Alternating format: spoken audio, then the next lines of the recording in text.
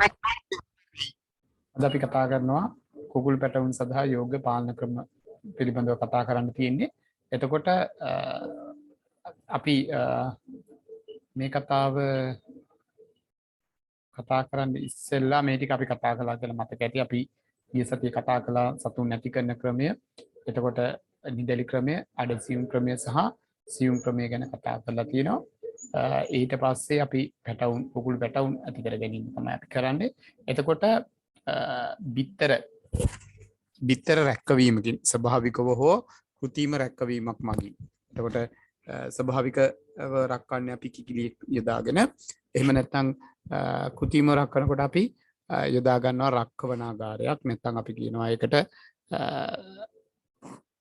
ඉන්කියුබේටරයක් භාවිතා කරනවා කියලා. මේකෙදි බිත්තර වලට අවශ්‍ය උෂ්ණත්වය, ආර්ද්‍රතාවය සහ පෙරලීම කියන කරුණු ටික ලබා දීලා නියමිත අවස්ථාවේදී මේක පෙරලන්න ඕනේ, බිත්තරේ පෙරලෙන්න ඕනේ. ස්වභාවිකවම කිකිලියගේ ඇඟ යට ඉඳලා සිද්ධ වෙන ක්‍රියාකාරීත්වයම අපි කෘත්‍රිමව ලබා දෙනවා මේ ඉන්කියුබේටර් ඇතුලේ. මම ඒක වෙනම කතා කරන්න ඕගොල්ලන්ට. ඊට පස්සේ ඒකෙදි ලැබෙන පැටව් දවස් 21කදී වගේ බිත්තර පුපුරලා ලැබෙනවා පැටව්. එතකොට මෙන්න මේ දවස් 21කින් පස්සේ ලැබෙන පැටියාට අපි කියනවා දිනක් වයස ඇති පැටව් කියලා. right? දිනක් වයස ඇති පැටියෙක් තමයි අපි පාලනය කිරීම සඳහා භාවිත කරන්නේ. එතකොට මතක තියාගන්න මේ දිනක් වයස ඇති පැටි සංසේචිත බිත්තරය රක්කවලා ගත්තාම දවස් 21කින් පස්සේ එළියට එන පැටවා දිනක් වයස ඇති පැටව කුකුල් පැටවෙක් ලෙස හඳුන්වනවා අපි. එතකොට මෙයා තමයි අපි යොදාගන්නේ. අපි වර්ගය අනුව වෙනස් වෙනවා. අපි වර්ග කතා කරද්දි කිව්වා. එතකොට බිත්තර දාන සතෙක් පාලනය කිරීම සඳහා හෝ නැත්නම් මස් පිණිස භාවිතා කරන සතෙක් භාවිතා කිරීම සඳහා හෝ නැත්නම් ද්විකාර මස් හෝ බිත්තර සඳහා හෝ නැත්නම් අපි අලංකාරය සඳහා හෝ කිසියම් කාර්යයක් සඳහා කුකුල් පාලනය කරනවා නම් අපි ආරම්භය ගන්න මෙන්න මෙතන. දිනක් වයසති කුකුල් පැටවෙක් බං. එතකොට බොයිලර් සත්තු අපි උදාහරණයකට මස් පිණිස සතුන් නැති කිරීම ගැන කතා කරමු. මස් පිණිස සතුන් ඇති කරනවා නම් අපි කරන්නේ බොයිලර් සතුන් පාලනය. එතකොට බොයිලර් සතුන් පාලනය කිරීමේදී අපි බොයිලර් සතුන් ඇති කරනවා නම් අපි වෙළඳපොලෙන් මිලදී ගන්න වෙන්නේ අපිට දිනක් වයසති බොයිලර් කුකුල් පැටව. බ්‍රොයිලර් කුකුල් පැටව. දිනක් වයසති. එතකොට ඒගොල්ලෝ අපි යම් කිසි පැටව හදන ආයතනයකින් ලංකාවේ තියෙන පැටව හදන ආයතන රාශියක් විශේෂයෙන්ම CIC ආයතනය, ඊට පස්සේ දික්කන්ද ෆාම් කියලා තියෙනවා. ඒ වගේ විවිධ ෆාම් තියෙනවා. ඒගොල්ලෝ කරන්නේ පැටව හදන එක. බිත්තර වරක් කළා පැටව හදන. දිනක් වයසති පැටව තමයි ඒගොල්ලෝ වෙළඳපොළට නිකුත් කරන්නේ. එතකොට අපි ඒ වගේ ෆාම් එකකින් දිනක් වයසති කුකුල් පැටව මිලදී ගන්න ඕනේ. එතකොට මේ මිලදී ගන්නා පැටව තමයි අපි කුඩා පෙට්ටිවල ප්ලාස්ටික් කාඩ්බෝඩ් පෙට්ටිවල තමයි ඒගොල්ලෝ අසුරලා දෙන්නේ. එතකොට මේ කාඩ්බෝඩ් පෙට්ටිවල දාලා දිනක් වයසති පැටව අපි ප්‍රවාහනය කරනවා අපේ ගොවිපළ දක්වා. ගොවිපළ දක්වා ගෙනල්ලා අපි ගොවිපළ තුලදී මෙන්න මේ සතුන්ව ඇති කරන්නේ කොහොමද කියන එක තමයි දැන් මේ කතා කරන්න යන්නේ. එතකොට දිනක් වයසති සතෙක් අපි ගේන්නේ. එතකොට මේ ගේනකොට ඒගොල්ලෝ ගොඩක් කලාවට දිනක් වයසති සතුන් තේරීමක් කරනවා. දැන් අපි බිත්තරන දාමන සතුන් ඇති කරනවා නම් ඒ වගේ සතුන් හදන තැනක් නම් ඒගොල්ලෝ පිරිමි ගැහැණු සත්තු කියලා වෙන් කිරීමක් කරනවා. ඊට පස්සේ එතනදී ඒගොල්ලෝ වෙන් කරන ඔය බිත්තරවල කටු ඇලි බිත්තර කටුව සමහර සතුන් ඉන්නවා ළමයි එළියට පැටියා එනවා මේ බිත්තර කටුව ඇඟට ඇලිලා. හරිද? සමහර සතුන් එනවා මේ බාගෙට කියන්නේ කාවච්චෙන් මේ කහ මදේ ඇඟට ඇලිලා කියලා ඉන්නේ. හරි ඒ කියන්නේ නියමිත පරිදි වර්ධනය වෙනවා. සමහර සත්තුන්ගේ ඇස් නැහැ, කකුල් කොරයි, කකුල් ඇදයි. ඒ වගේ සත්තු ඉන්නවා මූණවල් වෙන විකෘති. ඒ වගේ සත්තු සම්පූර්ණයෙන් මෙතනින්ම අයින් කළා. හොඳ ඒගොල්ලන්ට ඒක සත්තු තෝරනවා ළමයි වෙනම ඉන්නවා තෝරන්න. එතකොට තෝරලා ඒ සත්තු තමයි සාමාන්‍ය පෙට්ටියකට සත්තු 50ක් වගේ වෙන විදිහට දාලා කාඩ්බෝඩ් පෙට්ටියක දාලා මේ එවයි. right? එතකොට මේ සත්තු අපි ගේනකොට අපි දැන් සූදානම් වෙලා ඉන්නවා කුකුල් පාලනය සඳහා. එතකොට අපි කුකුල් නිවාසයක් අපි නිදැලි ක්‍රමේද අඩසියුම් ක්‍රමේද නැත්නම් සියුම් ක්‍රමයට යන ක්‍රම කීපයකින් අපි හදාගත්ත ක්‍රමවේදයක් ඔස්සේ අපි ලංකාවේ බහුතරයෙන් භාවිත කරන සියුම් ක්‍රමයේ යටතේ ඩීප් ලිටර් සිස්ටම් එක නැත්නම් අපි කියනවා ගැඹුරු ආස්තරණ ක්‍රමය කියලා. එතකොට මේ ගැඹුරු ආස්තරණ ක්‍රමයේ ඔස්සේ අපි කුකුල් නිවාසය හදලා ඊට පස්සේ ඒකට සෙන්ටිමීටර් 15ක් විතර වගේ උසට එනකම් 10ක් තට්ටුවක් දාලා ලැහැත්ති කරලා තියෙනවා. අපි මුලින්ම ඔය කුකුල් නිවාසයේ ජීවාණුහරණය කරලා පිරිසිදු කරලා පරණ තියෙනවා නම් අතුරුණු වයින් කරලා අලුත් අතුරුණුවක් දාලා අපි ලැහැත්ති කරලා තියෙනවා. ඊට අමතරව එක් දිනක් සහිත පැටවු අපි ගේනකොට මේ සතුන් ඇති කිරීම සඳහා අපි වෙනම ක්‍රමවේදයකුත් භාවිතා කරනවා. ඒක කෘතිම වෙන්නත් පුළුවන්, ස්වභාවික ක්‍රමවේදයක් වෙන්නත් පුළුවන්.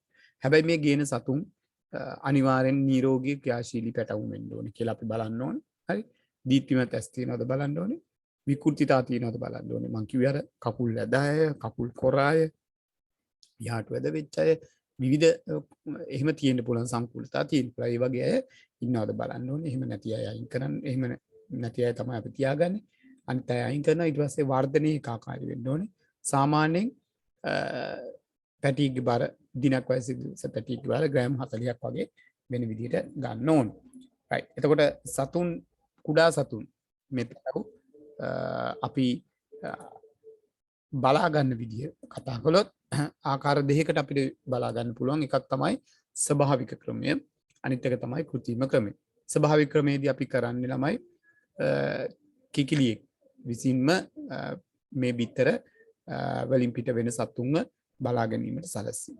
right. ඒක අපි ස්වභාවිකම අර බිත්තර රක්වන ක්‍රමයක් කතා කළා. ඒ වගේ ස්වභාවිකව බිත්තර ටික දෙනවා. සාමාන්‍ය බිත්තර 15ක් විතර වගේ එක සතුකට වැටෙන්නේ. එහෙම දීලා කිකිලියක් ලව්වා රක්වන. එතකොට ඒකෙන් පිට වෙන සතුන් තමයි ඒ කිකිලි ලව්වම අපිට සතුන් බලා ගැනීමේ හැකියාව තියෙනවා. right. එතකොට සතුන් 15ක් විතර වගේ 12ක් 15ක් අතර ප්‍රමාණයක් ඒ සතාට බලා ගැනීමේ හැකියාව තියෙනවා. හැබැයි අපිට තියෙන ඒකේ වාසිය තමයි අපේ වියදමක් අඩුයි. සතුන් බලා ගැනීම වියදම අඩුයි. ප්‍රධාන සතා ඉතින් ඒතකොට කෑම හිමත් ආහාර අරන් දෙනවා. ආරක්ෂාව සලසනවා. අවශ්‍ය උෂ්ණත්වය ලබා දෙනවා. හරි. උෂ්ණත්වය ස්වභාවිකම ඒ සතාගේ ඇඟෙන් පිටවන උෂ්ණත්වය තමයි සතුන්ට ලැබෙන්නේ. එතකොට ඒ දේවල් අපිට වාසිදායකයි. හැබැයි මේකේ තියෙන අවාස්තහගත තැන්.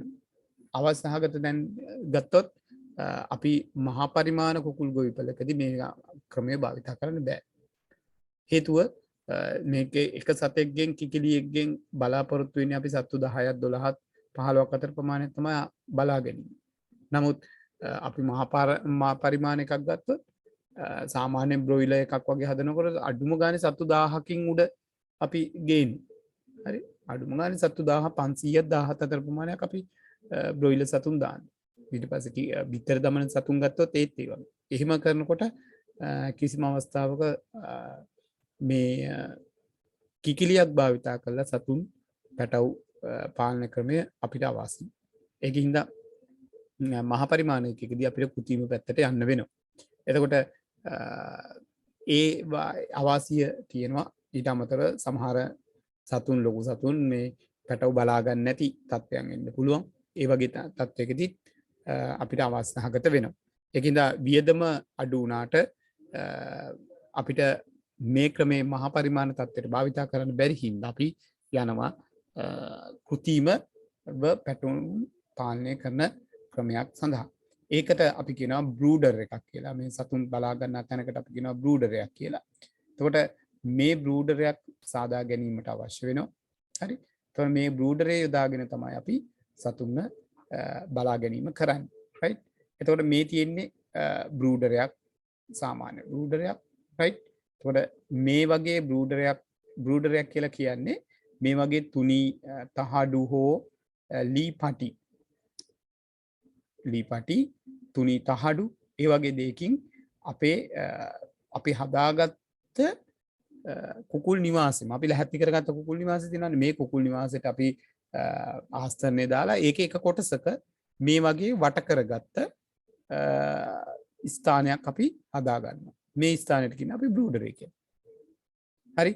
පැහැදිලිව පේනවා ඇති මේ බිත්තියක් වගේ එකක් තියෙනවා. මේක తాවකාලික දෙයක් තමයි. මේක සති 4ක් වගේ තමයි අපි මේ බ්‍රූඩරේ තියාගන්නේ. මේ පැටවු ටික බ්‍රූඩරයක් තුල තියාගන්නේ. හරිද? එතකොට මේ සති 4 තියා ගැනීම සඳහා අර මහා විශාල අපේ කුකුල් කොටුව භාවිතා කරන්නේ නැතුව, මොකද සතු කුඩයිනේ. ග්‍රෑම් 40ක් විතර කුඩා සතුන්. එතකොට මේ සතුන්ට අවශ්‍ය ඉඩ ලබා දීම සඳහා තමයි අපි මේ කොටස හදන්නේ. හේතුව මේ සතුන්ට කුඩා සතුන් එන්නේ එක්කෝ කිකිලියක් මගින් රක්කවපු තැනක ඉඳලා නැත්නම් කෘතිමව රක්කවපු තැනක ඉඳලා. හරි. එතකොට මේ කෘතිමව රක්කවපු තැනක සාමාන්‍යයෙන් සෙල්සියස් අංශක 30ක් 37ක් විතර වගේ උෂ්ණත්වයක ඉඳලා තමයි මේගොල්ලෝ එන්නේ. එතකොට මේගොල්ලන්ගේ ශරීර උෂ්ණත්වය පාලනය කිරීම සඳහා මොකද මේක ඉඩ විශාල වුණ ගමන් මේ සතුන්ට උෂ්ණත්වය අපිට පාලනය කරන්න බැරුව යනවා. හරි. ඊට පස්සේ ඉඩ කඩ අඩු කරගෙන උෂ්ණත්වය පාලනය කරගන්න ක්‍රම යොදා ගන්න පුළුවන් විදිහට තමයි අපි මේ ස්ථානය සකසන්නේ. ඒ සඳහා අපි අනිවාර්යයෙන්ම භාවිත කරන්නේ කුකුල් කූඩුව තුලම ආස්තරණය දාලා මේ ආස්තරණය මත මේ වගේ බිත්තියක් හදා ගන්නවා. අපි මේක කාඩ්බෝඩ් වෙන්න පුළුවන්, තහඩු වෙන්න පුළුවන්. එහෙම නැත්නම් ලී පටි වාකාරයෙන් මේ ආවරණය සාදා ගන්නවා. ඒකට අපි කියනවා බ්‍රූඩරයක් කියලා. right? එතකොට මේ බ්‍රූඩරයේ තුලදී උෂ්ණත්වය අපි අවශ්‍ය සාධක ලබා දෙන ආලෝකය ලබා දෙන්න ඕනේ. ඊට පස්සේ සුළං ප්‍රවාහ සහ ආර්ද්‍රතාවය වගේ දේවල් වලින් ආරක්ෂා කරන්න තමයි මේ භාවිතා කරන්නේ. හරි?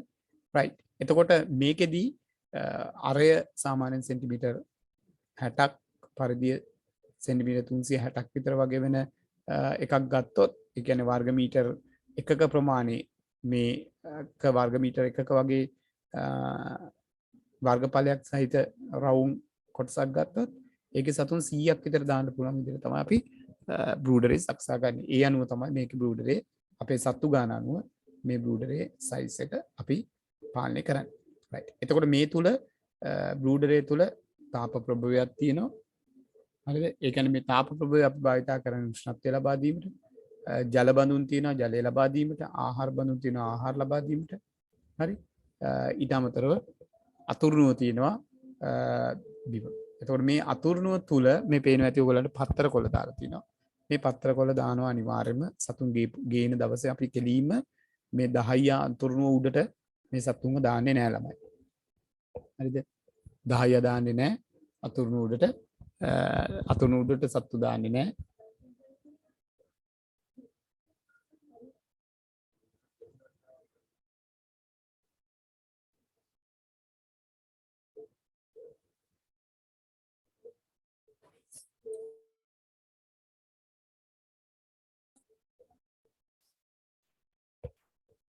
හරි. එතකොට මේ අතුරුණුව උඩට අනිවාර්යයෙන්ම අපි අතුරුණුව නිකන් තියන්නේ නැහැ ළමයි. සත්තු දාන්නේ නැහැ. අනිවාර්යයෙන් මේක සම්පූර්ණ වැහෙන්න කඩදාසි දානවා. පත්තර කඩදාසි දානවා. දවස් 4ක් විතර යනකම් මේ සතුන් පත්තර කඩදාසි උඩ තමයි තියන්නේ. ඒ කියන්නේ යට අතුරුණුව තියෙනවා. හොඳට මතක තියාගන්න. යට අතුරුණුව තියෙනවා. අතුරුණුව උඩට පත්තර කඩදාසි දානවා. මේ පත්තර කඩදාසි උඩ තමයි සත්තු ටික තියන්නේ. හරි. එතකොට දවස ගානේ සත්තු අයින් කරලා පත්තර කොළ අලුත් කිරීම කරන්න ඕනේ. එතකොට මේ සත්තු පත්තර කොළ උඩ එහා මෙහා ඇවිදිනවා. එතකොට මේ පත්තර කොළට කොටන්න පටන් ගන්නවා. එතකොට මේ පත්තර කොළ වලට කොටනකොට අපි පත්තර කොළ උඩට යම්කිසි තමයි කැම ටික දාන්නේ. හරි මම ඒක ඉස්සරහට කියන්නම්. එතකොට මේ පත්තර කොළ උඩට කැම දානවා. මේ කැම දානකොට සත්තු මේ පත්තර කොළ මතට කොටන හින්දා කැමත් අහුලගෙන කනවා. අන්න එතනින් තමයි අපි මේ සතුන්ට කැම පුරුදු කිරීම කරන්නේ. ඊට පස්සේ දවස් 4ක් 5ක් විතර මේ විදිහට කරලා ඊට පස්සේ අපි සතුන්ට කෑම භාජන ලබා ආහාර මේ ජල බඳුන් අපි කොහොමද දෙනවා. නමුත් කෑම භාජන අපි හුරු කරන්නේ ටික දවසක් පත්තර කොළ මත දැම්මට පස්සේ. හරි. එතකොට මේ වගේ තාප ප්‍රභවය භාවිතා කරනවා අපි උෂ්ණත්වය සැපීම සඳහා. එතකොට අපි බලමු කොහොමද එකින් එකට බලමු කොහොමද මේ සතුන්ට මේ උෂ්ණත්වය සහ මේ අනිකුත් සාධක මේ පැටවුන්ට අවශ්‍ය අනිකුත් සාධක ටික ලබා දෙන්නේ කොහොමද කියලා.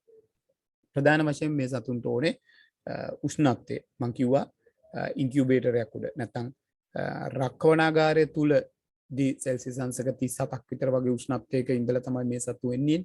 එතකොට මේ සතු අනිවාර්යයෙන්ම උෂ්ණත්වය සාමාන්‍ය පරිසර තත්ත්වයට එන්නේ ඉස්සෙල්ලා යම් යම් උෂ්ණත්වය අඩු කිරීමක් කරගෙන යන්න ඕනේ.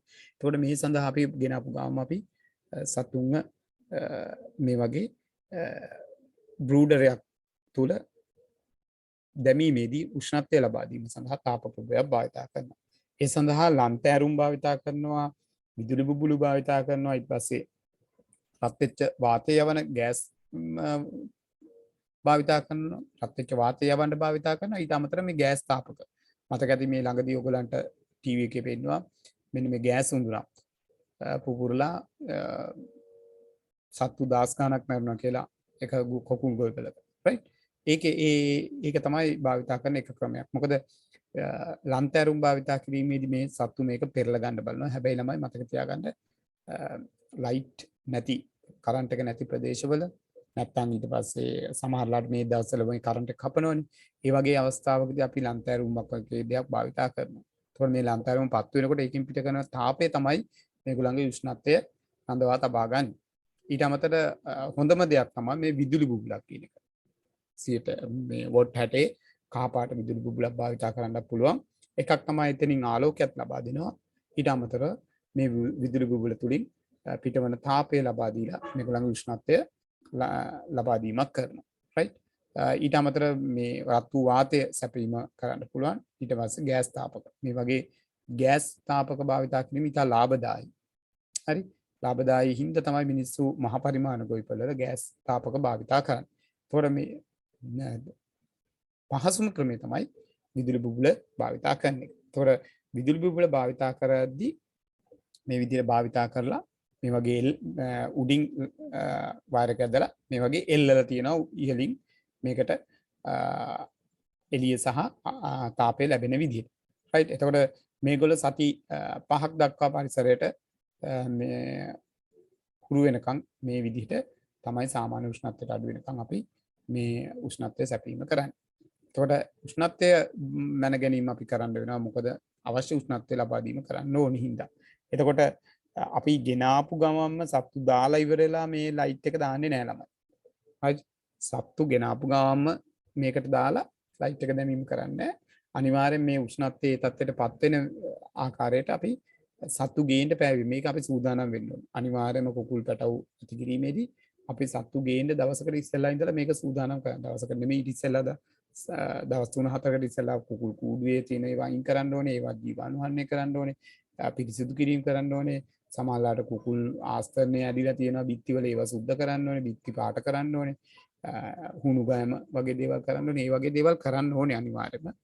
මං කියන්නේ ගේන්න ඉස්සෙල්ලා දවසේ බ්‍රූඩරේ හදලා මේ බ්‍රූඩරේ තුලට ලයිට් එක දාලා පැය 24ක් මේ විදුලි බුබුලා ඔන් කරලා තියන්න ඕනේ මේකේ උෂ්ණත්වය අවශ්‍ය තත්ත්වයට එන්න. රයිට්? හරි. එහෙම ආවට පස්සේ අපි මෙන්න සත්තු ටික ගේනවා. මේ තියෙන්නේ බ්‍රූඩරේ තුල සැපිය යුතු උෂ්ණත්වය. එතකොට පළවෙනි සතිය තුලදී සෙල්සියස් අංශක 35ක් විතර වගේ වෙන්න ඕනේ. දෙවෙනි සතිය වෙනකොට මේක අඩු වෙනවා 32යි ගානට 2.2කට. තුන්වෙනි සතිය වෙනකොට 29.4යි. හතරවෙනි සතියේ ඉඳලා 26.7යි. පස්වෙනි සතියේ ඉඳලා 21.1ක් වෙනකන් උෂ්ණත්වය අඩු කරනවා. right? ඒකට ඒක පරිසර උෂ්ණත්වය අනුව වෙනස් වෙනවා.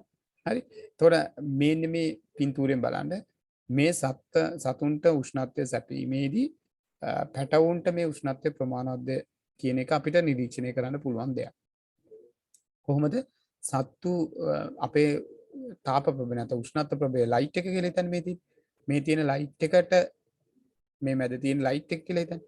මේ ලයිට් එක අසලට රොක් වෙලා ඉන්නවනම් ගොනු වෙලා ඉන්නවනම් මේ වටේ කොහෙවත් නැතුව රොක් වෙලා ඉන්නවනම් ඒ කියන්නේ එයාට දෙන උෂ්ණත්වය මදි. හරි? ඒ කියන්නේ පරිසරයේ උෂ්ණත්වය සීතලයි. ඒගොල්ලන්ට මේකෙන් ලැබෙන උෂ්ණත්වය මදි හින්දා මේගොල්ලෝ අර තාප ප්‍රභේදයේ පැත්තට ලං වෙලා ඉන්නවා. හරි? ඊට පස්සේ මේ කෙරවල එක බැලුවොත් මේ උෂ්ණත්වය සපයන උපකරණයේ මැද තියෙද්දි මේ සතු ඉතා මේ බ්‍රූඩරේ කෙලවර බිත්තියටම හේතු වෙලා ඉන්න විදිහට ගිහිල්ලා තියෙනවා. ඒකෙන් මොකද්ද කියවෙන්නේ? ඒ කියන්නේ මේ වගේ මුලින් තාප ප්‍රභේදයට ලං වෙලා ඉන්නවා නම් උෂ්ණත්වය අඩුයි. තාප ප්‍රභේදයෙන් ඈත් වෙලා ඉන්නවා නම් උෂ්ණත්වය වැඩි කියන කතාව තමයි තියෙන්නේ. එතකොට හරියටම නිවැරදි විදිහට මේ විදිහට උෂ්ණත්වය දෙනවා නම් සතු මේ බ්‍රූඩරේ පුරා විසිරලා ඒගොල්ලන්ගේ නිදහසේ චලනය වීමෙන් අපිට දැනගන්න පුළුවන් මේ නියම උෂ්ණත්වය මේගොල්ලන්ට ලැබිලා කියලා. බැරි වෙලා හරි මේ තත්ත්ව දෙක ආවොත් අපි කියමු මේ උෂ්ණත්වය මදි කමතියේදී වුණොත් අපිට පුළුවන් බල්බ් එකක් පාවිච්චි කරනවා නම් අපිට පුළුවන් මේකේ තව පහසුවෙන් කරන්න මේ බල්බ් එක තවදුරටත් බ්‍රූඩරේ පැත්තට පාත් කරන්න පුළුවන්. හරි බල්බ් එක උස්සලා තියෙද්දි තමයි ඔය ගැටලුව. ඒක හින්දා අපි බ්‍රූඩරේ සෑදීමේදී අපි යොදා ගන්නා බල්බ් එක සීරු මාරු කරන්න පුළුවන් විදිහට මෙහෙම වයර් එක දාලා බල්බ් එක මේ විදිහට උෂ්ණත්වය ලැබෙන විදිහට බල්බ් එක සීරු මාරු කරන්න පුළුවන් විදිහට දැම්මොත් හරි. එතකොට බ්‍රූඩරේ හැදෙන්නේ මෙන්න මේ විදිහට. ඔන්න ඔය විදිහට බ්‍රූඩරේ හැදෙන්නේ. එතකොට බැරි වෙලා හරි සත්තු මෙන්න මේ යටට ගොනු වෙලා ඉන්නවනම්. right? මේ ලයිට් එක යටට ගොනු වෙලා ඉන්නවා. ඒ කියන්නේ උෂ්ණත්වය මදි කියන එක. එතකොට එහෙම වුණොත් අපි මේක බල්බ් එක තදුටත් පොඩ්ඩක් පාත් කිරීම කරන්න පුළුවන්. එතකොට ඔන්න උෂ්ණත්වය හදා ගන්න පුළුවන්. එහෙම තමයි අපි කරන්නේ. එතකොට බැරි වෙලා හරි සත්තු මේ බ්‍රූඩරේ තුල මේ විදිහට ලයිට් එක දාම්මහම මේ විදිහට ලයිට් එක දැම්මහම සත්තු මෙන්න මේ පැතිවල ඉන්නවනම් කෙරවල වල ඉන්නවනම් ඒ කියන්නේ මේ තුන්වෙනි රූපයේ ආකාරයට ඉන්නවනම් ඒ කියන්නේ මේකේ උෂ්ණත්වය වැඩි කියන එක. එහෙමනම් අපි මේක බල්බ් එක යන්තම් උස්සලා බලන්න ඕනේ සත්තුන්ට මේ උෂ්ණත්වය. එතකොට මේගොල්ලෝ නිදහසේ චලනය වෙනවා. අන්න ඒ උෂ්ණත්වය හරි. ඕක තමයි ප්‍රායෝගිකව අපි බලන්නේ. right? ඒ විදිහට තමයි අපි උෂ්ණත්වය ලබා දීම සිද්ධ කරන්නේ. එතකොට ඊට පස්සේ අපිට බ්‍රූඩරේ ආලෝකය මම කිව්වා බ්‍රූඩරේ සැකසීමේදී සතුන්ට ආලෝකය සහ උෂ්ණත්වය සහ ආහාර ජලය සැපීම තමයි අපි බලාපොරොත්තු වෙන්නේ කියලා. එතකොට ආලෝකය සැපීමේදී අපි මේ සත්තු විශේෂයෙන්ම කුඩා සත්තු ගෙනාපුවම මේගොල්ලෝ පැය 24ක් වගේ නිතරම නැගිටලා ඉන්නවා. ඒකින්ද මුල් කාලේදී නැගිටලා ඉන්න හින්දා මේගොල්ලෝ වර්ධනය ඉක්මනින් කරගන්න ඕන හින්දා අපි ආලෝකය සැපීම කරනවා. ඊට පස්සේ මේ ආලෝකය ටික ටික සතියෙන් සතිය යනකොට මේක අඩු කිරීම තමයි අපි කරන්නේ. ඒතකොට ආලෝකය පළවෙනි දවස් කීපේ අපි පළවෙනි සතිය වගේම පැය 24ම බල්බ් එක දාලා තිනවා. ඒ කියන්නේ අපිට අනිවාර්යයෙන්ම හවස කළු වල වැටෙන බල්බ් එක ඔන් කරන්න වෙනවා. අපි ගොඩක් වෙලාවට අපි උෂ්ණත්වය දෙන හින්දා බල්බ් එක දිගටම ඔන් එකේ තියෙනවා. එතකොට පැය 24ම වැඩ කරනවා. හරි. එතකොට ආලෝකය මෙයාගොල්ලන්ට නිරන්තරයෙන් ලැබෙනවා. ඊට පස්සේ පළවෙනි සතිය දෙවෙනි සතිය වෙනකන් ආලෝකය පැය 20ක් වෙනකන් ලබා දෙනවා. ඒ වගේ ඊළඟට සති දෙකත් සති හතරත් අතර කාලෙදී ආලෝකය පැය 16යි ලබා දෙන්නේ. ඊට පස්සේ අපි ඒ කියන්නේ පැය 16යි කියන්නේ එතකොට අපි රාත්‍රී කාලයේ ඉතුරු ටික ලබා දෙන්න ඕනේ. right? ඒකට පැය 8ක් අපි අඳුර ලබා දීම කරනවා කියන එකයි කියන්නේ. එතකොට සති මේක මතක තියාගන්න. මොකද ආලෝකයේ සැපයුතු ගාන පැය 16ක් නම් අඳුර තියෙන ගාන පැය 8ක් වෙනවා. එතකොට ඒක අහන්න පුළුවන් ඔයගොල්ලන්ගේ දෙන්නේ තීරිය මේ විදිහට සමහරවිට ඔයගොල්ලන්ගෙන් අනිත් පැත්ත අහන්න පුළුවන්. හරි. එතකොට සති දෙකේ තුලදී සතුන් අඳුරේ ඉන්න කාල සීමාව කොච්චරද කියලා අහන්න පුළුවන්. හරි. කියන්න බෑ අපිට දන්නේ නැහැ. එහෙම අහන්න පුළුවන්. එතකොට ඔයගොල්ලන් දැනගන්න ඕනේ පැය 20යි අපි ආලෝකය දෙන්නේ. එතකොට පැය 4ක් අඳුරේ තියනවා කියන කතාව. right? ඒ විදිහට අපි සති 8ක් විතර යනකොට සතුන්ගේ ආලෝකය ලබා දෙන කාල සීමාව පැය 10 දක්වා අපි අඩු කරන්න පුළුවන්. එතකොට අපිට ඒකෙන් අපිට විදුලි බිල පවා ඉතුරු කරගන්න පුළුවන්. එතකොට ආහාර ලබා දීම. ආහාර ලබා දීමේ හොඳට මතක තියාගන්න මේ සත්තු ඉපදිච්ච ගමන් එන්නේ. එතකොට දිනක් වයසේදී පැටව තමයි අපි ගේන්නේ. එතකොට ගේන එතනදී වෙන විඩාව සහ ප්‍රවාහනයේදී සිදුවන විඩාවත් එක්ක මේගොල්ලෝ ඉතාමත් විඩාබරව තමයි අපේ ගොවිපළ තුලට ගේන්නේ. right? එතකොට මේගොල්ලෝ ඉතාමත් මහන්සි වෙලා ඉන්නේ. ඉතාමත් දුර්වල වෙලා. එතකොට මේ දුර්වල වීමත් එක්ක මේගොල්ලන්ට ක්ෂණිකව අපි ආහාර ලබා දීමක් කරන්නේ නැහැ ළමයි. ගෙනාපු ගාම අපි ගොඩක් වෙලාවට කරන්නේ පළවෙනි පැය 24 තුලම ආහාර සැපීමක් අපි කරන්නේ නැහැ. අපි කරන්නේ වතුර ලීටර් උතුරලා නිවාගත්ත right ජලය ලීටර් එකකට විටමින් B right මෙතන තියෙන්න ඕනේ. ඔයගලන් මම නෝට් එකේ මේ නෝට් එක දාද්දි මම ඔයගලන්ට හදලා දාන්න. මෙතන තියෙන්න විටමින් B12 හරිද? B පෙත්තක් ඔයගොල්ලෝ කඩෙන් ගන්නවා කහ පාට B විටමින් B පෙති. අන්නේ B12 පෙත්තක් තමයි ගන්න. එතකොට මේ පෙති 6ක් 7ක් ප්‍රමාණයක් හරිද? වතුර ලීටර එකකට දිය කරනවා. ඒකට ග්ලූකෝස් තේ හැඳි 3ක් මිශ්‍ර කරලා මෙන්න මේ මිශ්‍රණය තමයි අපි සතුන්ට පානය කිරීමට දෙන්නේ පළමු පැය 24 තුල. හරිද? හේතුව තමයි අපි දිනක් වයසේදී පැටවු ගන්න හින්දා මේ සතුන්ගේ සමහරවට කහ මදේ කියන එක දි รา පත් වෙලා නොතිබෙන්න පුළුවන් සතාගේ ඇඟ ඇතුලේ ඇඟට ඇරිලා තියෙන විදිහට වෙන්න පුළුවන්. එතකොට මේ දි รา පත් වීම සඳහා ඉඩ ලබා දෙන්න තමයි මේගොල්ලන්ට මේ ආහාරය ලබා නොදෙන්නේ පැය 24 තුල. හරිද? එහෙම නැති වුණත් මේ සතුන්ට යෝක් සැක් කියන රෝග තත්ත්වයට එන්න පුළුවන් කතාවක් තියෙනවා. හරිද? එතකොට මේ තත්ත්වය අපි පැය 24ක් යනකම් මේ සතුන්ට අවශ්‍ය තරම් දෙන්න ඕනේ බොන්න. හැබැයි දෙන්නේ අර විදිහට දී කරගත්ත දේවල්. ඒතකොට ග්ලූකෝස් කියන්නේ ශක්ති ජනකයක්. ඒතකොට මේගොල්ලන්ගේ වෙහෙස නිවා වෙලා ශක්ති ආහාරයක් ලැබෙනවා. ඊට පස්සේ අපි පැය 24න් පස්සේ මං කිව්වා ගෙන අප සත්තු අනිවාර්යයෙන්ම අපි කඩදාසිය තුලට උඩ තමයි තියන්නේ කියලා.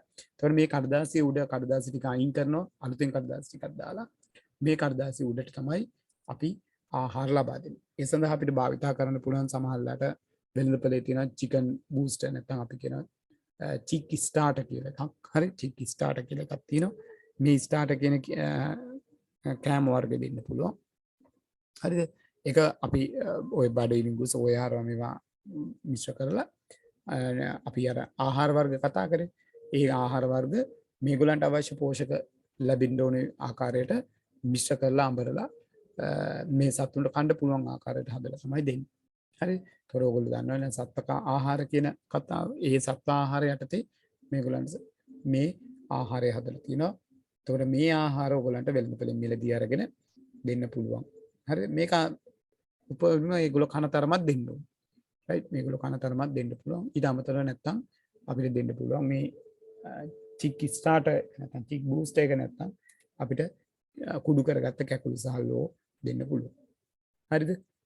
අපි කඩදාසිය මතට තමයි දාන්නේ. මතක තියාගන්න. එතකොට සත්තු කඩදාසිය මත අර කඩදාසිය සද්දෙට කොට කොටා මේවා ආහාරයට ගන්නවා. ඊට පස්සේ අපි හිමීට දින 4ක් 5ක් විතර යනකොට හිමීට ආහාර බඳුන් වලට ආහාර ලබා දීම කරනවා. රයිට්? ඒතකොට කෑම වල සීමා කිරීමක් කරන්නේ අවශ්‍ය ප්‍රමාණය. ඒගොල්ලෝ කන තරමත් ලබා දීම කරන්නේ. හැබැයි මතක තියාගන්න අනිවාර්යෙන් ඒ දවසට දාන කෑම ප්‍රමාණය පහුදාට ඉවත් කිරීම කරන්න ඕනේ ඉතුරු වෙලා තිබුණා. හරිද?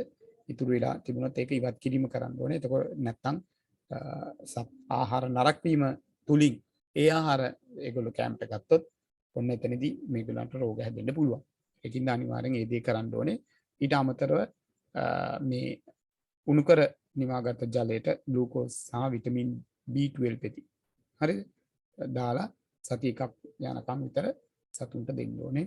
සතුන්ගේ වෙහෙස නිවා වෙන්න.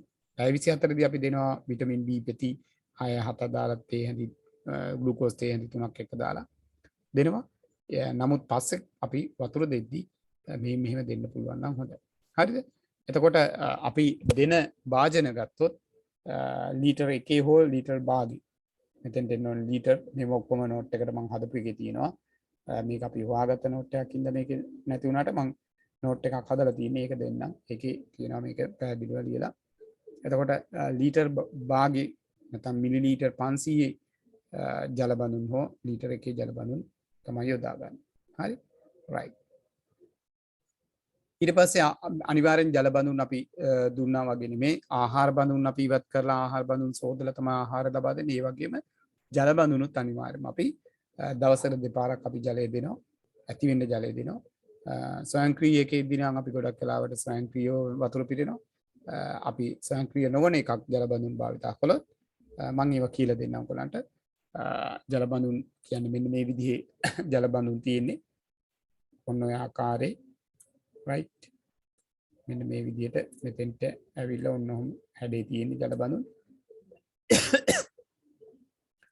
මෙන්න මේ විදිහට ජල බඳුනක් තියෙනවා right මේක සවි වෙලා තියෙන ඔන්නෝම කොටසකින් එතකොට මෙතනින් අපි එල්ලන්න පුළුවන් විදිහට තියෙන්නේ එතකොට මේකට වතුර පුරවනවා මේකට පුරවපු වතුර මෙන්න මෙතනින් ගානට වැස්සෙනවා අඩු වෙන්න වැස්සෙනවා right වැස්සලා මෙතෙන්ට පිරෙනවා මේ පිරිච් එක තමයි මේ සතු මේ පැත්තෙන් බීමට ගන්න. ඒකට මේකේ වතුර අඩු වෙනකොට මේ වතුර ටික පිරිලා මෙතෙන්ට එනවා. ප්‍රමාණයකට එනවා. හරිද? එතකොට මේ ජල බඳුන් අපි මේ සත්තු läගලා ඉන්නකොට අපි පාත් කරලා තියෙන ගොඩාක් බීමින්ම තියෙනවා. සමහරකට එල්ලලා තියෙනවා. මේ සත්තු මේවා පහුරු ගන්නකොට මේ කෑම වර්ග ඊට පස්සේ 10 කුඩු මේකට ඇතුළට ගිහිල්ලා තියෙන්න පුළුවන්. එතකොට මේක අපවිත්‍ර වෙනවා. ඒකින්ද අනිවාර්යයෙන්ම දවසකට සැරයක්වත් මේ ජල බඳුන් පිරිසිදු කිරීම කරන්න ඕන.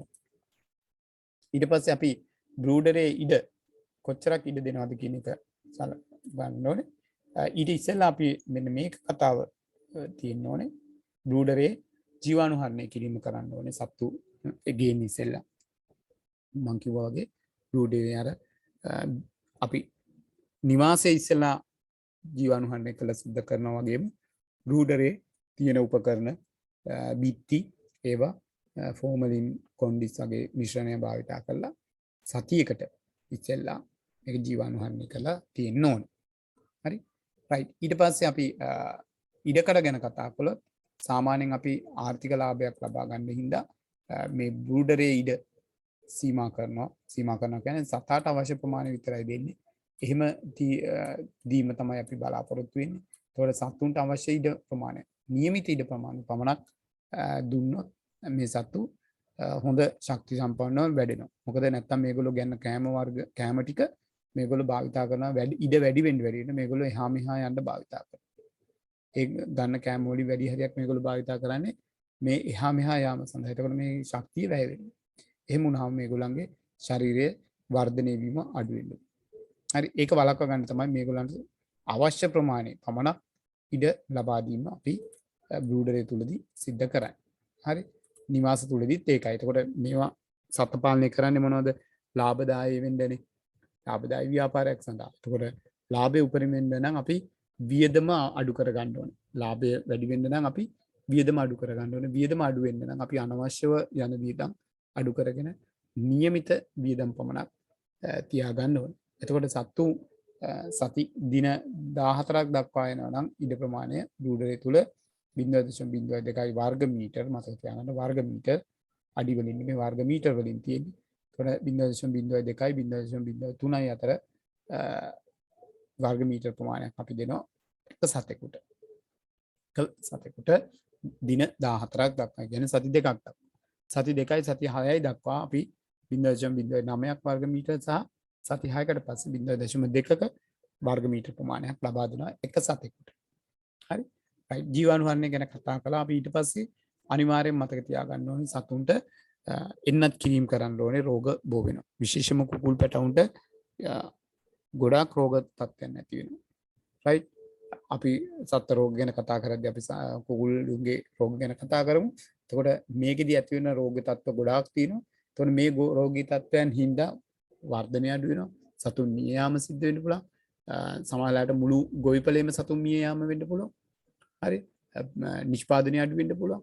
ඊට පස්සේ මේ සතුන්ගේ රෝග වෙනත් සත්ත්ව ගොවිපල තුල තියෙන වෙනත් ගොවිපලේම තියෙන අපි සමහරවිට එක කූඩුවක් නෙමෙයි කූඩු දෙක තුනක් භාවිතා හදන. ඒතකොට ඒ සතුන්ට බෝ වෙන්න පුළුවන්. අනිත් සතුන්ට බෝ වෙන්න පුළුවන්. ඒ කියන්නේ කුකුළුන්ට බෝ වෙන්න පුළුවන්. කුරුළුණු වගේ නම් අර කුරුල්ලන්ට බෝ වෙනවා වගේ.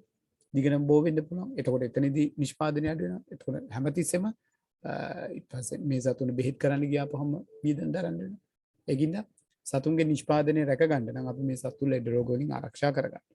එහෙම වුණොත් විතරයි මේ හොඳ නිෂ්පාදනය සඳහා යන්න පුළුවන්. එතකොට අපි සතාට රෝගය හැදුනට පස්සේ බෙහෙත් කරන්න ගිහිල්ලා වැඩක් නැහැ. ගොඩක් මේ රෝගවල ගොඩක් රෝග තත්ත්වයන් තියෙනවා. සතාට හැදුනට පස්සේ අපි බෙහෙත් කළ වැඩක් නැහැ. එතකොට සතු මී යන්න පටන් අරගන්නවා. රයිට්. ඒකින්ද අපි සතුන්ට රෝග ඇති වෙන්නේ ඉස්සෙල්ලා මේ සතුන්ට රෝග ඇති වෙන්නේ ඉස්සෙල්ලා අපි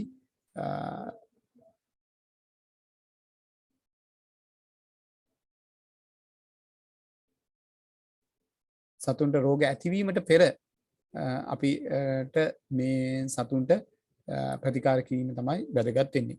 අපි කියනවා ඒකට ප්‍රතිශක්තිකරණය ලබා දෙනවා.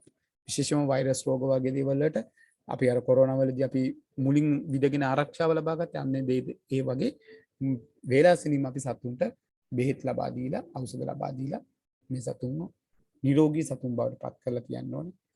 අර රෝග වලට ඔරොත්තු දෙන්න. ඒතකොට විශේෂ රෝග වර්ග තියෙනවා. ඒතකොට උපතේදී අපි මරක්ස් කියන රෝගයට එන්නත ලබා දෙනවා උපතේදීම. හරි. සතු ඉපදිච්ච එක ගොඩක් වෙලාවට එන්නත් කිරීම නෙමෙයි මේ එන්නත කියලා කිව්වට ළමයි එන්නත් කිරීමක් නෙමෙයි සමහර අවස්ථාවන්දී කරන්නේ. හරිද? සතාගේ ඔයගොල්ලෝ අර පොලියෝ එන්නත කියලා අහලා තියෙනවනේ. ඒතකොට පොලියෝ එන්නත ගොඩක් වෙලාවට අපි දෙන්නේ විදිනව නෙමෙයි සමහරලාට ගොඩක් වෙලාවට කුඩා දරුවන්ට දෙන්නේ මුඛ මාත්‍රාවක්. ඒ නැත්නම් කට ඇරලා මේකට බින්දු දෙකක් දාන එක වගේ දෙයක් කරන්නේ. අන්න ඒ වගේ දෙයක් සතුන්ට මේ උපතේදී සිද්ධ කරන ඒ වගේ කරන දේවල් තියෙනවා. එන්නත් කිරීම කියලා ඉන්ජෙක්ෂන් කට්ටෙන් විදින්නේ සමහර ඒවා තියෙනවා ළමයි. අපි සතාට දෙන එන්නත කරන්නේ මෙන්න මෙහෙම තටුව දිගාරිනවා එක පැත්තකින්. දිගාරියාම මෙන්න මේකේ තටුවේ කට්ට මෙන්න මේ විදිහට තියෙනවා. ඔන්න ඔය විදිහට තියෙනකොට මේ හමත් එක්ක මේක අනිත් පැත්ත තටුවේ අනිත් පැත්ත හරවපුවාම ඇතුළත හම පේනවා. එතකොට අපි කරන්නේ ඉන්ජෙක්ෂන් කට්ටට මෙන්න මේ විදිහට ඉන්ජෙක්ෂන් කටුව අරගෙන right සිලින්ඩරේ ගන්න නැහැ කටුව විතරයි ගන්න ළමයි. ඊට පස්සේ අපි අර බෙහෙත් කුප්පියට මේක ගිල්ලලා බෙහෙත් වර්ගයේ තියෙන කුප්පියට ගිල්ලපුවාම මේකේ බිඳුවක් ගෑවෙනවා. නේද? මේ බිඳුව ටක් ගාලා මේ කටුව ගාව තියෙන හැමෙන් මෙන්න මෙහෙම කළා පොඩි සීරුමක් දානවා. එතකොට මේ බිඳුවේ තියෙන බෙහෙත් වර්ගයේ මේ සීරුම ඔස්සේ ලේවලට එක්කහුව. ওই විදිහට කරන අවස්ථා තියෙනවා. ඒ වගේ බෙහෙත් දෙන අවස්ථා තියෙනවා. හරි. ඉතින් එතකොට අපි මුඛය ඔස්සේ බිඳු කීපයක් දැමීම මේ වගේ ක්‍රමවලට තමයි සතුන්ට මේ බෙහෙත් ලබා දීම කරන්නේ. එතකොට උපතේදී මාරැක්සෙන් නැත දෙනවා. සති 3ේදී රැනිකට් කියන රෝගය සඳහා බෙහෙත දෙනවා. පළවෙනි එන්නත මාත්‍රාව. සති 6ේදී කුකුල් වසූරිය සඳහා පළමු මාත්‍රාව දෙනවා. සති 7ේදී දෙනවා කුකුල් වසූරිය. සති 7ේදී ඔන්න අපි දෙන්න පටන් ගන්නවා පණු බෙහෙත් දීම පටන් ගන්නවා. right මොකද මේගොල්ලන්ගේ පටිපණුවන් එන්න පුළුවන් ගොඩක් වෙලාවට. හරි. එතකොට මේ පටිපණුවන් හින්දා මේගොල්ලන්ට ගොඩාක් වර්ධනයේ සීමා වෙන්න පුළුවන්. ඒ හින්දා අනිවාර්යයෙන්ම අපි පණු බෙහෙත් දීම සති 7ේදී ආරම්භ කරනවා. සති 13ේදී දෙවෙනි පණු බෙහෙත් දීම රටේ කියන්නේ තවත් සති 7කදී පණු බෙහෙත් දෙවෙනි වටේ ලබා දීම සහ දෙවෙනි රැණිකට එන්නට සති 14ේදී ලබා දීම කරනවා. හරි. මීට අමතර රෝගී තත්ත්වයන් එනකොට අපි ඒවට අවශ්‍ය බෙහෙත් වර්ග ඒ වෙලාවේදී ලබා දීම කරනවා. විශේෂයෙන්ම කොක්සිඩියෝසිස් කොක්සිඩියෝසිස් කියන රෝගයක් තියෙනවා. right පුල්ලෝරම් කියලා රෝගයක් තියෙනවා. එතකොට මේ වගේ රෝග ආපුවම මේ වෙලාවේදී අපි සතුන්ගේ ලක්ෂණ බලලා ඒගොල්ලන්ට බෙහෙත් ලබා දීම කරනවා. ඒවා අපි කුකුල් රෝග ගැන කතා කුකුල් සඳහා වැළඳෙන රෝග ගැන කතා කරද්දී අපි කතා කරමු. right එතකොට මතක තියාගන්න මේ බොයිලර් සතුන් සහ බිත්තර දමන කිකිලියන් කියන කාණ්ඩ දෙක ඇති කිරීමේදී අපි භාවිතා කරන ක්‍රමවේදයන් වෙනස්. හේතුව බොයිලර් සතුන් දවස් 45යි. එච්චරයි ඉන්නේ දවස් 45 ඉන්නේ. එතකොට සතුන් එතනින් ඉවරයි. එතකොට ඒ දක්වා තියෙන බෙහෙත් වර්ග ටික දෙනවා. නමුත්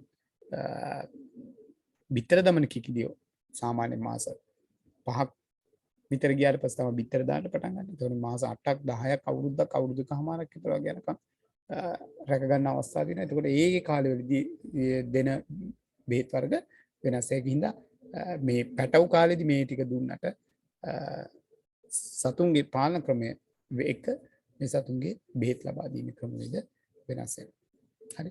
ඊට පස්සේ ඊළඟ පැටවු ඇති කිරීමේදී අපි ඊළඟට කරන කාර්යය තමයි දැන් බූඩරේ ඉන්නවා. නමුත් සතුන්ගේ අපි විවිධ පාලන ක්‍රම අනුගමනය කරන්න ඕනේ. එක ක්‍රියාකාරකමක් තමයි මේ හොට කැපීම කියන එක. අපි මේක කියනවා හොට කෙටි කිරීම කියලා නැත්නම් හොට කැපීම කියනවා. හරි. ඉංග්‍රීසියෙන් කියනවා ඩීබීකර් කියලා. ඩීබීකර් කියලා කියනවා. right බී කියන්නේ හොටනේ. ඩීබීකර් කියලා කියනවා අපි. එතකොට මේ සතුන්ගේ හොට ඉතා තියුණුයි. මේ සතුන්ගේ හොට ඉතා තියුණුයි. එතකොට මේ සතුන් හොට තියුණුනහම මේ සතු ගොඩක් වෙලාවට කොටා ගන්න බලනවා. එකිනෙකට කොටා ගන්න විශේෂයෙන්ම ඌනතා තත්ත්වයන් වල කැල්සියම් වගේ ඌනතා තත්ත්වවලදී විවිධ හේතු වෙන කොටා ගන්නවා. මේ සතු කොටා ගත්තොත් අපි සතෙක් සල්ලි වලට නිකන්නේ පැටි. එතකොට මේ සතෙකුට අනිත් තව සතෙක් කෙටුවොත් මෙයාගේ ලේ එන්න ගන්නවා. ලේ එන්න ගත්තාම විශේෂයෙන්ම අනිත් සතුත් මෙයාට කොටන්න ගන්නවා. එතකොට තුවාල ඇති වෙනවා. එතකොට තුවාල ඇති වෙලා මේ සතු මිය යන්න පුළුවන්. එතකොට එක වටිනා කමක් නැති වෙනවා. එතකොට සතෙක් ගෙනාපු මුදල අහිමි වෙනවා. ඊට අමතරව අනාගතයේදී බිත්තර දාන සතෙක් නම් බිත්තර 200ක් විතර දාන 200 300ක් දාන සතෙක් නම් ඒකේ තියෙන වටිනාකම නැති වෙනවා. හරි. එතකොට මේ සතා සඳහා ගිය වියදම් ටික නැතු වෙනවා. ඒකින්ද අපි මූලිකවම අපි ඒ වගේ යන කොටා ගැනීම පාලනය කිරීම සඳහා අපි සතුන්ගේ හොට කෙටි කිරීම නැත්නම් හොට කැපීම සිද්ධ කරනවා. ඒතකොට මේකෙදී අපි දින 5කදී හෝ 5යි 10යි අතරදී අපි එකපාරක් පළවෙනි පාර කරනවා. ඊට පස්සේ අපි සති 4දී සහ 6දී අතරදී දෙපාරක් එක්ක සති 5යි අපි දින 5යි 10යි අතරදී එකපාරක් කරනවා. ඊට පස්සේ සති 4යි 6දී තව පාරක් කරනවා. මේ දවස්තා දෙකකදී හෝ එක අවස්ථාවකදී අපි කිරීම සිද්ධ කරනවා. ඒකදී අපි හොට කැපීම සඳහා අපිට විවිධ ක්‍රම භාවිතා කරන්න පුළුවන්. මම කිව්වා හොට කැපීම කරන්න යනකොට ගැනීම වළක්වා ගන්න කියලා. මේ සඳහා අපිට භාවිතා කරන්න පුළුවන් DBක කියන උපකරණය. නැත්නම් හොට කෙටි කිරීමේ උපකරණයක් බීක් ට්‍රිමර් කියන එක භාවිතා කරන්න පුළුවන්. DBකර් එකක් හෝ හොට කෙටි කිරීමේ උපකරණයක් භාවිතා කරන්න පුළුවන්. නැත්නම් අපිට කුඩා කතුරක් භාවිතා කරන්න පුළුවන්. ඒ වගේ DBක එකක් නැත්නම් කුඩා කතුරක් භාවිතා කරන්න පුළුවන්. සමහරලාට නිය කටරකින් උනත් නියපොතු කපන උපකරණයෙන් උනත් මේක කරන්න පුළුවන්. අපි ඊට අමතරව තව එක ආකාරයක් තියෙනවා අදෝරක්ත කියන භාවිතා කරලා කරන්න පුළුවන්. මේ තියෙන්නේ DBක එකක්.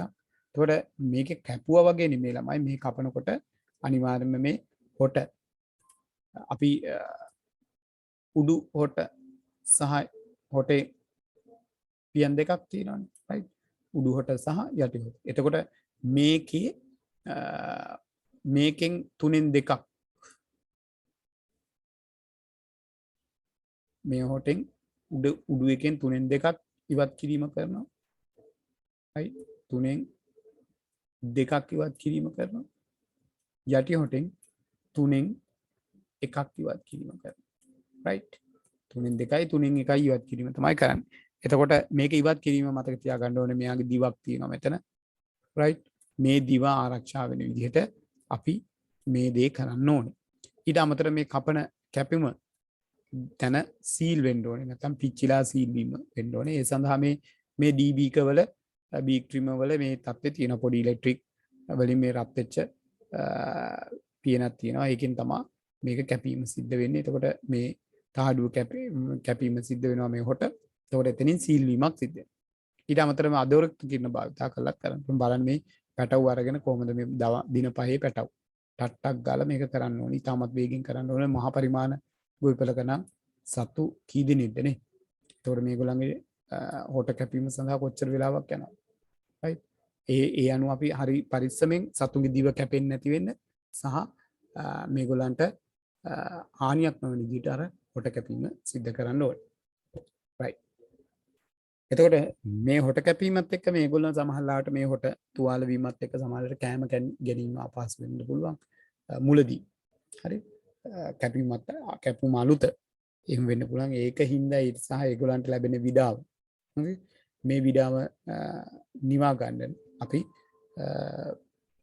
විටමින් මිශ්‍රණයක් අපි කියන মালටි විටමින් මිශ්‍රණ තියෙන කුකුලන් සඳහා දෙන ඒ মালටි විටමින් සහිත විටමින් මිශ්‍රණයක් ඕන නැත්නම් B12 එකක් භාවිතා කරන්න පුළුවන්. විටමින් B භාවිතා කරන්න පුළුවන්. ඊට අමතරව ග්ලූකෝස් සහිත ජලය හොට කපන දිනේට ඉස්සෙල්ලා දවසේ අපිට ලබා දෙන්න පුළුවන් මේගොල්ලන් විඩාව නැති කරගන්න. right හරි ඊට පස්සේ අපි සතුන් පිටලෑම නැත්නම් සතුන් ඉවත් කිරීම හල් කිරීම කරනවා. ඉවත් කිරීම අපි ආකාර කීපයකට කරනවා. මේ කරන්නේ මේ කුඩා සතුන් අපි වෙනම අපි කතා කරනවා සතුන් ඉවත් කිරීම කොහොමද කරන්නේ කියලා. බිත්තරවලදී අපි ඉවත් කරනවා පිටලෑම. බිත්තර සුදුසු නැති සතුන් ඉවත් කිරීම. ඊට පස්සේ පැටව් කාලේදී ඉවත් කරනවා. වර්ධනයේ කාලේදී ඉවත් කරනවා. ඊට පස්සේ ප්‍රොඩක්ෂන් එක නැත්නම් නිෂ්පාදනයේ කාලේදී අපි ඉවත් කරනවා.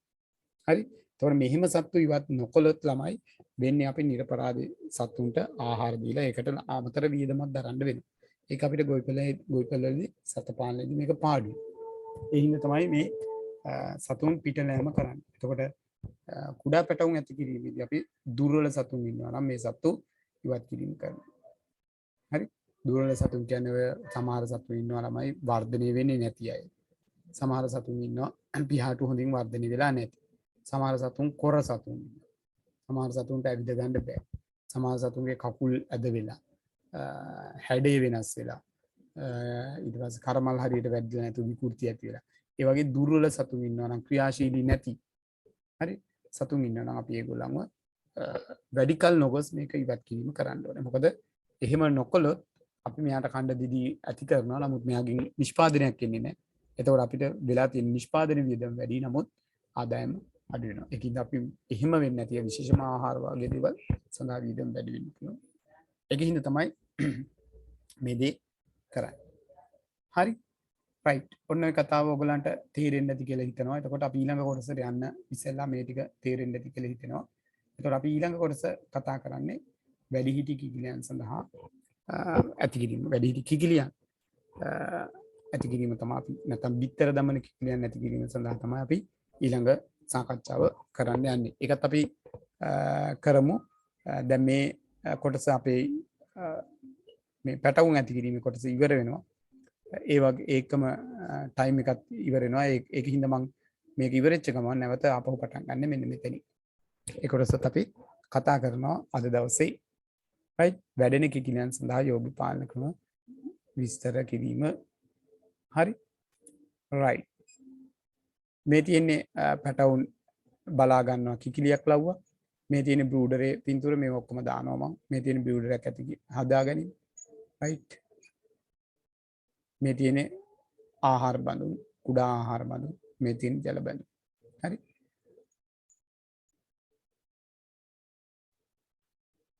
මේ තියෙන ආහාර බඳුන් ජල බඳුන් මේක ආහාර බඳුනක් මේක ස්වයංක්‍රීය ආහාර බඳුනක් තමයි මේ නලය දිගේ එනවා.